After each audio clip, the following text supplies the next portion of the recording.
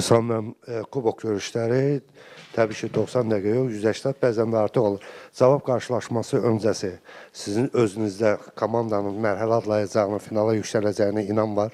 Bir baş məşqçi kimi özünüz. 100% var, əlbəttə var. Çünki hətta bugün hər bir hesab, indi böyük hesablı demirəm, indi o da bir şansa bağlı bir şeydir. O da bir şeyi həll eləmirdi. Yəni fikirləşirəm ki, sən düz vurğulursan, 180 dəqiqə hərdən ona dafanlıca ürəyimə. Çünki necə bu günləri oyunda fikrimiz nə idisə, indi onu yerinə yetirə bildilər, bilmədilər, o başqa mövzudur. Yəni, həmən oyuna qalibiyyət üçün çıxacağıq və yeganə çıxış yolumuz artıq qalibiyyətdir və əlbəttə ki, inanımım var və futbolçulara da bəzi şeylərdə dəyişilməliyik. Yəni, bəzi epizodları yaxşılaşdırmalıyıq, heç olmasa bu oyun üçün, bu içimizdən bəzi şeyləri çıxartmalıyıq, yəni birə-birlər, mübarizələr, belə şeylərdə bu günləri çox rəqibi uduzduq. Fikirləşirəm ki, bunları eləsək, inşallah ki, qalibiyyət üçün gedəcək.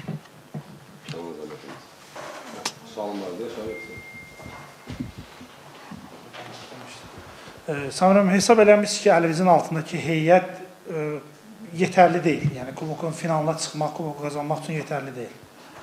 Bu artıq bilirsiniz, doğrudan da başqa mövzuda. Yəni, bu günləri onu desəm, danışsam, başlasam incələməyə, xırdalamağa, artıq bu özü də şişəcək, bir başqa mövzu olacaq. Bunu indi kuboka və bir neçə tur qalıb, 8 tur qalıb, səhv eləmirəmsə, 9 tur, 8 tur qalıb. Bu doğrudan da mən tərəfindən bir yersiz olar. Bu günləri heyəti xırdalayıb incələsəm. Amma bizim özümüz üçün müəyyən elədiyimiz, artıq bildiyimiz, həddindən artıq böyük gördüyümüz, yəni Neftçi komanda üçün problemləri biz bilirik, doğrudan bilirik. Bunu həm statistik baxımından hardadır bizim uçurum boşluqlarımız, həm oyun baxımından, həm məşqdə eləmək istədiklərimizi oyunda həyata keçirməmək baxımından bunları biz doğrudan da bilirik və bu problemlər və düşünmürəm ki, açığı bu problemlər bu 8 tur ərzində bu çempionatın sonuna kimi yəni həll oluna bilsin. Amma bu günləri sırf heyətdə olan insan, yəni futbolçularla bağlı nəsə desəm, doğrudan da bu mövzu şişəcək. Mən bu haqda danışmaq istəmirəm. Ən azından çempionatın axırını gözləyək. Salam müəllim, qarşıdakı maçda uğurlar arzulayıram.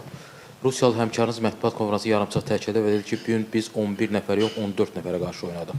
14. Yəni hakimlərə də qarşı oynadıq. Sizcə bu nə dərəcədə məntiqə uyğun fikirdir?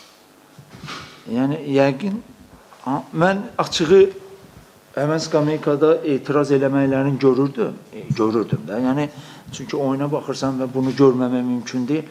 Açığı hansı epizodlara nəyə etiraz eləyirdilər, bu dəqiqə deyə bilmərəm, amma həmkarımın danışığına da bir fikir bildirmək istəmirəm. Yəni, o da emosional insandır, onlar da nələrisə görürsə, bunu deyirsə, Allah, doğrudan da mənim bu dəqiqə həmkarım haqqında ən azından, ya komanda haqqında danışmağım yersizdir. Məncə, siz məndən yaxşı bilirsiniz. Sami müəllim, siz daha çox oyundan narazı qaldınız, yoxsa keyfiyyətdən? Bugün üçün. Açığı deyim ki, Rəşad, oyundan narazı qalmadım. Yəni, bəzi elementlər var idi ki, birinci hissədə həddindən artıq da yaxşı da eləyirdik. Məsələn, epizodlar da yaratdıq. Yəni, Yurinin momenti, okey, bu standartdan idi. Ağanın momenti idi, hansı ki, qapıya düşə bilmədi. Və belə şeyləri eləyirdik. Və bəzi şeyləri də alındırmağa çalışırdıq. Sadəcə elə epizodlar var ki, bugün onu mən dəyişə bilməyəcəyim desəm də, bunu da düzgün qəbul eləməyəcəklər. Yəni, keyfiyyət deyəndə, yenə də deyirəm, Kənanın sözünə gəlib çıxırıq. Bu günləri incələməliyik. Keyfiyyət deyəndə nəyi nəzərdə tutursan, kimi nəzərdə tutursan. Gəlin, Rəşad, bu haqda hələ ki danışmayayım. Çünki ən azından çempionatın axırına kimi oyunlarımız var. Amma təkrarlayıram, biz bir söz deyəndə, yəni, analizin nəticələri də deyim ki, Rəşad, analizin nəticələri. Biz özümüz üçün müəyyən eləyəndə, harada boşluqlarımız, nəyi yaxşı eləyə bilmirik ümumiyyətlə və nədən bu irəli gəlir?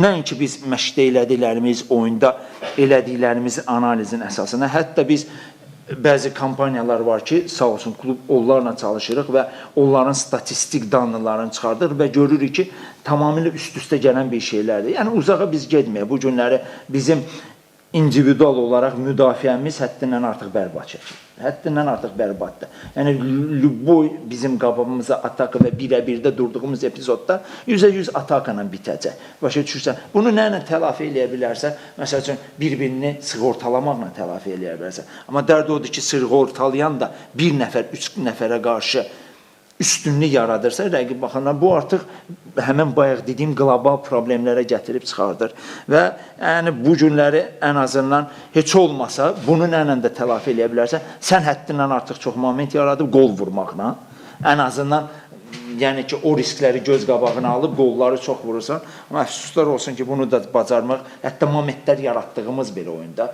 yəni təsəvvür elə 4 moment keçən oyun Arazla yaratmışıq. 2 moment ikinci hissədə, 2 moment belə. Onu da 0 qolla çıxırıqsa, bu bizim problemlərimizdir. İnşallah, yəni qabaqda gələn oyunlarımıza baxacağıq. Görən nə olur.